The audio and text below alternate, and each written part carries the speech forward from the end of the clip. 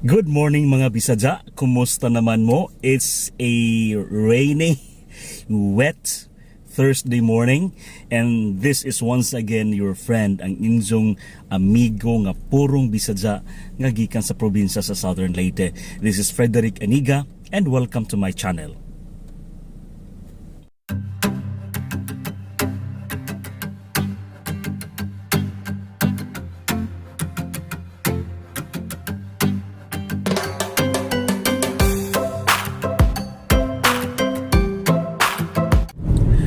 By the way po, kahapon, I got my second dose for the booster, no, Pfizer, para po protektado ako against the virus of COVID-19.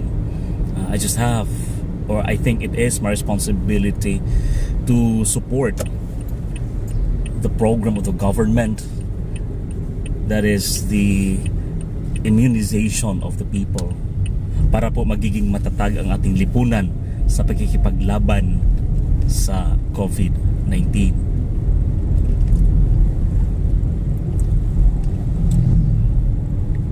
Meron po akong kasamahan na talagang they stood by their principle not to be vaccinated. Although mayroong mga guidelines ang pamahalaan patungkol dito, no?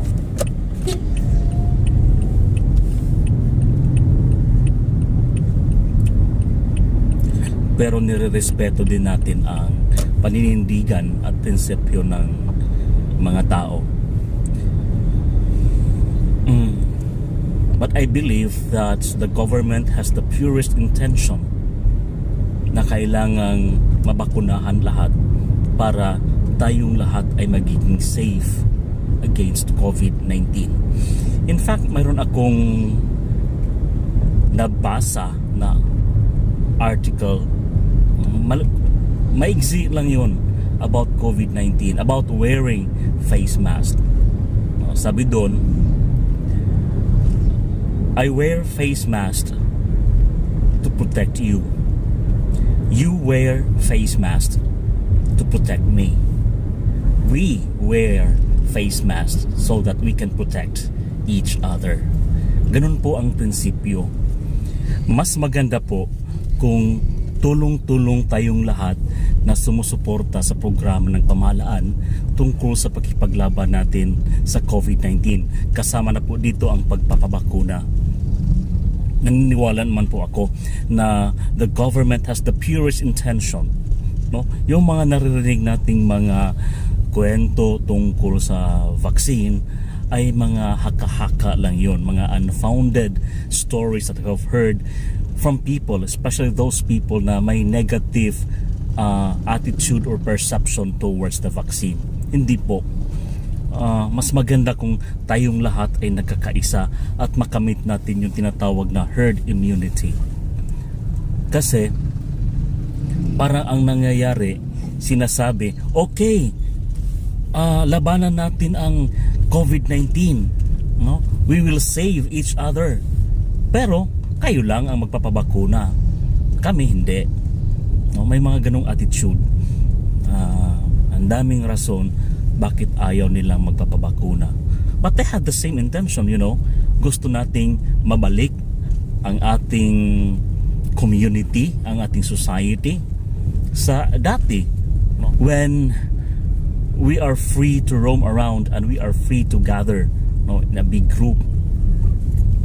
Pero yun nga, sige, iligtas natin ang ating bayan from COVID-19, pero kayo lang ang magpapabakuna, wag na kami. Hindi ba? So yun, I'm happy because at least for now I am safer against COVID-19. So far wala naman akong naramdaman, because right after I got my booster yesterday, pinainom kaagad ako ng paracetamol, biogesic ata yun. para hindi ako lalagnatin.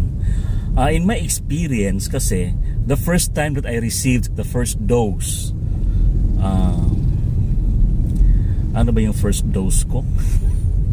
Nakalimutan ko na eh. AstraZeneca, no? Yung first dose tsaka second dose ko, ang bakuna ko ay AstraZeneca. So the first dose, nilagnat ako kinagabihan kasi hindi ako uminom ng gamot. Though I was instructed by the nurse na nagfa-facilitate doon sa injection ko, na I was informed during the orientation that one of the effects ng bakuna ay pwedeng lagnatin, pwedeng ubuhin, sipon, all those things, and those are just normal. So ako, after I got my dose, I felt nothing. Wala. So hindi ako minom ng gamot. Pero kinagabihan, siguro at about 10 o'clock in the evening, naramdaman ko na. Sumakit na yung ulo ko, tapos I felt cold.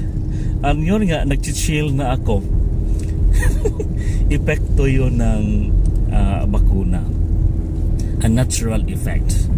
So it was only the next day that I was able to take a medicine kasi wala akong kasama sa bahay. So only that morning that I was able to take Biogesic, at nawala naman siya. Siguro I was still able to report to work that afternoon. Yung umaga hindi pa kasi medyo mabigat pa ang katawan ko, but in the afternoon I was able to report to office. Sa second dose, AstraZeneca pa rin, I was more careful. Right after I got the vaccine, uminom kagad ako ng Biogesic, kaya hindi na ako nilagnat. Then I got my first booster, Pfizer. Isang kaibigan kong nurse ang nagfa-facilitate doon sa injection ko ng booster.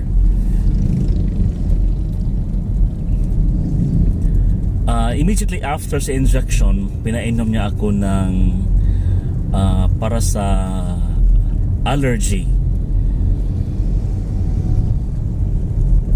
Kasi baka daw may side effect yung gamot. So uminom ako ng cetirizine ba yun? Basta para allergy. And then naghanap ako ng Biogesic kasi that time hindi ka makakahanap ng Biogesic sa mga butika. Nagkaubusan ng Biogesic during that time. It's good that mayroong isang butikang maliit lang, no? Sa isang, I think that was in Tomas Opus, or I don't know kung saan ako nakakuha ng Biogesic. Nakakuha pa rin ako at nainom ko. So wala akong naramdaman with my booster. Only that yung arm kung saan doon ang injection, medyo namamanhid siya, no? May kirot konti, but it was not that much na paralyze ang katawan ko. Hindi, konti lang. I was still able to work and to move normally, no? So now meron naman akong second booster. Pfizer pa rin ang injection ko, and I don't feel anything sa katawan ko. Normal lang, no?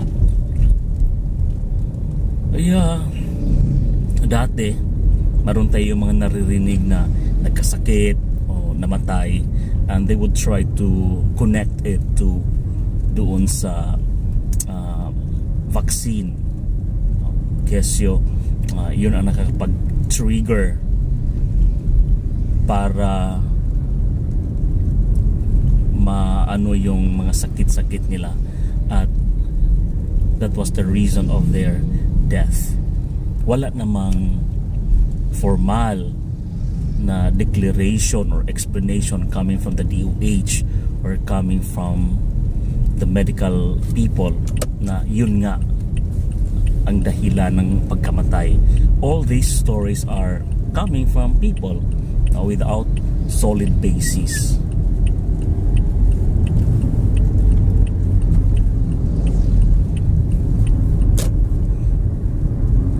But if in case mayroon mang mga kaso na pwede nating i-connect sa vaccine, all these are isolated cases, no? Isolated, mangilan-ngilan lang. So para po sa ating lahat, I would really encourage everyone na we should protect ourselves from COVID-19, kasi actually hindi sinabi na wala na ang pandemic.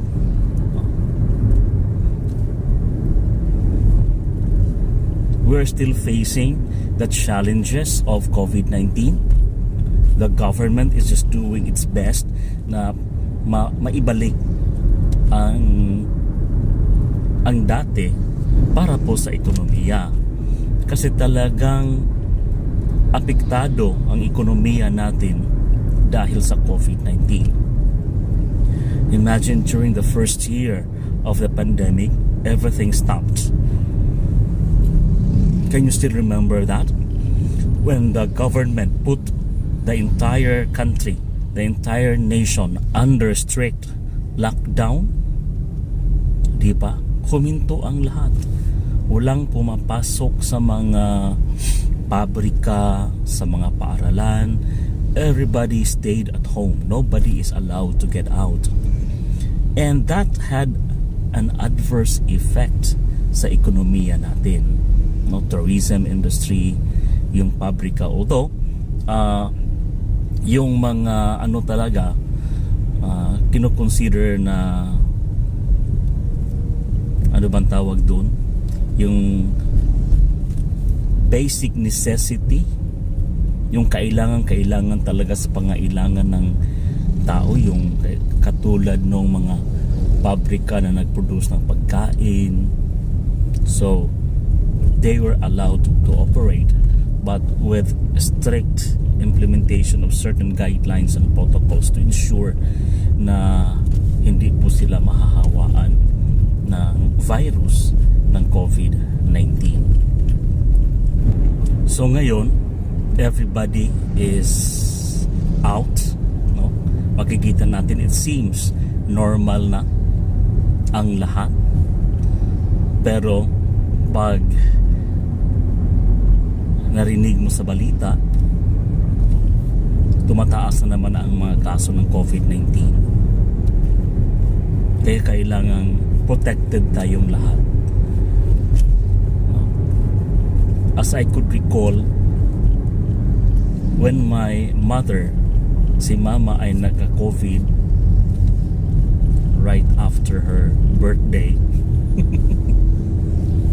Yan kasi, bakit nagsiselebrate ng birthday? Alam naman na may mga challenges pa sa COVID-19. But anyway, tapos na yon. So, noong nagka-COVID po si mama, the attending physician, the doctors at the hospital po, pati na yung mga nurses, had a relief when they learned that my mother had her vaccine. No? Kompleto po si mama, first dose at second dose, Sinovac sa kanya. And that was a great relief for them, kasi hindi grabe ang epekto ng COVID sa kanya. And in fact, we only stayed at the hospital for 5 days. No? Minomonitor yung oxygen level niya at hindi naman bumababa ang yung oxygen niya. Wala siyang... Kaya ako personally, I didn't believe na COVID yung kay mama. Kasi walang mga symptoms like ubo or sipon. Wala. Ang sa kanya lang, nag-chill siya. And syempre, mama was already 85 years old, or she is 85 years old. Sa part ko naman, bilang anak, hindi ko pwedeng ganun na lang na I will just keep my mama at home, na hindi ko siya dadalhin sa hospital. Nag-chill siya. I was thinking na baka kasi she is also prone to UTI. So baka may infection siya caused by UTI. Kaya nakakalagnat siya. So I had to bring her to the hospital. So as a protocol, binigyan si mama ng antigen at nagiging reactive siya. But even then, kasi nilagnat siya eh, kaya it was just normal na magiging reactive siya sa antigen. So the doctor recommended that she would be brought to Tacloban City, kasi dito sa province namin sa Southern Leyte, walang tumatanggap na hospital pag reactive ang isang pasyente. Doon lang ata sa provincial hospital sa Maasin. But the doctor recommended na dalhin ko na lang si mama doon sa Tacloban City, doon po sa Divine Word Hospital or St. Paul's Hospital. So ako, in my mind, I was really thinking that it was not COVID. Baka infection lang, baka UTI lang. So pagdating nun namin sa Tacloban, doon sa hospital, sa Divine Word Hospital, sinaswab si mama. No. And the results came the following day. Alam mo, when you are waiting for the results sa swab, para ka naghihintay ng result ng boarding exam. O basta may hinihintay ka na, it's very thrilling. No? We prayed, and I informed also the other members of the family to pray, hoping na yun nga, sana magiging negative yung swab ni mama and we can be transferred to an ordinary or regular room. So we were praying, and to my surprise, the result was delivered by a nurse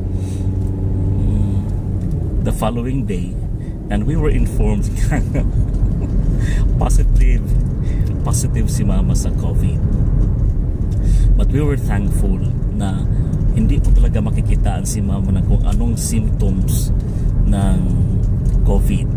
Kasi yung chill niya, yung 38 or 39 degree Celsius na lagnat niya was only on the nights that she was confined to the hospital. The following day and the rest of the days, normal na ang kanyang temperature. Kaya nga 10 days lang kami doon sa hospital and we were released na.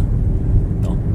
And yun, malaking tulong doon ang bakuna ni mama. Siguro mas severe ang epekto ng COVID sa kanya kung wala siyang bakuna.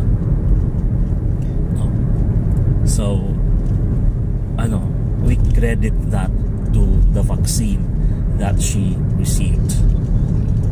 Ako din, kasi nga exposed ako ni mama, kami lang dalawa doon sa kwarto. I also had my swab siguro 2 days before she was released. Siniswab ako.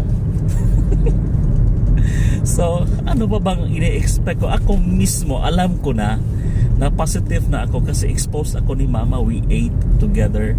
No, we shared food together kasi si mama yung mga hindi niya naubos, pinapakain niya sa akin. So, syempre, contaminated na yung pagkain sa virus. Kinakain ko, kaya nagka-positive na rin ako. Pero, asymptomatic, wala akong naramdaman. So, when she was released from the hospital, we were informed that she was to leave the hospital umaga pa.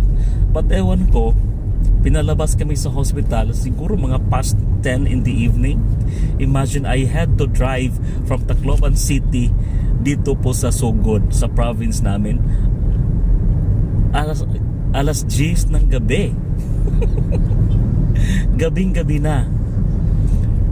And we arrived doon sa school kung saan kami i-isolate for 10 days, no?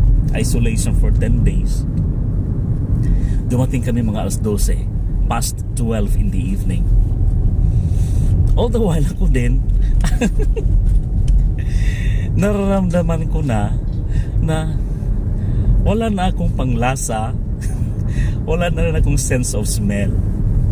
Yun pala ang experience ng positive ka sa COVID-19. So hindi mo nalalasahan yung pagkain. Tapos naliligo ako, wala naman akong lagnat, asymptomatic. Wala akong lagnat, wala akong naramdaman. Tapos naliligo ako. I was just surprised kasi yung deodorant na ginagamit ko, wala nang amoy. Tapos tinatry ko rin yung alcohol, no? Wala.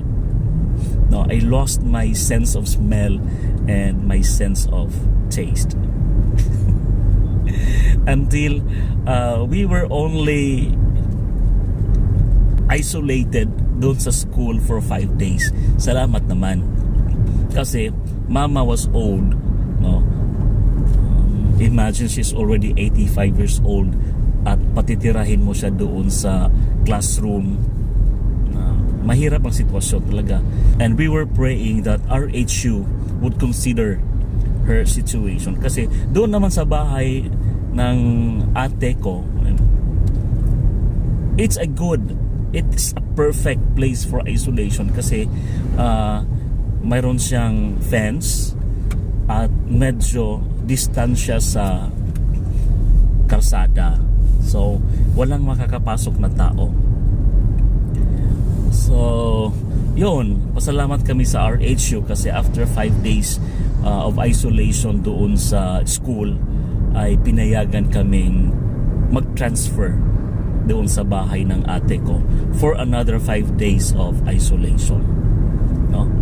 So bumalik yung sense of smell ko tsaka sense of taste a day before our 5-day isolation doon sa bahay ay matapos. Oh, I was very happy, tuwang-tuwa ako dahil bumalik na. I could already smell and I could already taste the food that we ate. So yun ang experience ko sa COVID. And I also do believe na yun ang experience ko dahil ako mismo ay bakunado. No? Wala akong agam-agam. I had no second thought or whatsoever pertaining to the vaccine. No? I fully support the program of the government about vaccination because this is the only way that we can save the humanity. So when I learned that mayroong booster, nagpapa-booster ako. And when I learned na mayroon na namang available na vaccine for the second booster, yun, nagpapa-booster na naman ako to also manifest my full support to the program of the government. No? Magtutulungan lang tayo. Hindi pwedeng all this initiative ay gagawin lang ng government natin at tayong mga tao ay walang pakialam or we are indifferent. Hindi pwede yun. It takes two to tango. If we really want to save ourselves, if we really want to save our country from COVID-19, dapat tayong lahat ay magtutulungan po. So I did my part. Bakunado na po ako and I'm very happy because I have done my part as a citizen of the country and I have done my part as a member of the community. Alam ko na sa pagpapabakuna ko ay matutulungan ko po ang ibang mga tao na masakip ang kanilang sarili against COVID-19. Diba? Masarap sa pakiramdam. Masarap isipin na mayroon kang nagagawa para sa kabutihan ng iyong bayan. This may be just simple, but it is big. Ang pagpapabakuna po may be simple and yet it is very significant.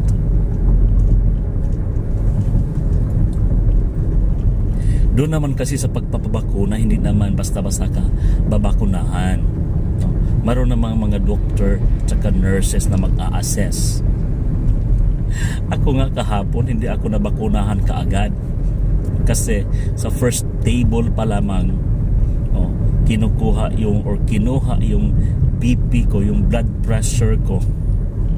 It was 160/110. High blood. No? Kaya pinainom muna ako ng gamot. Pampapababa ng blood pressure ko, and I had to wait for another 15 minutes para kunan uli ng aking blood pressure. So, after 15 minutes, natunaw na po yung gamot na pinainom sa akin. Kinunan na uli ako ng BP at bumaba na siya. It was 150 something. It was already tolerable. Kaya I had my vaccine. Sa second table, i-interviewin ka. Wala ka bang nararamdaman? Hindi ka ba nagkasakit? And all those things to make sure na okay ka kung babakunahan ka that day. So, for me bilang mamamayang Pilipino, it is our responsibility to support the program of the government, the initiative of the government against COVID-19. We have to help each other, and we have to support the government. In this way, we can save the humanity.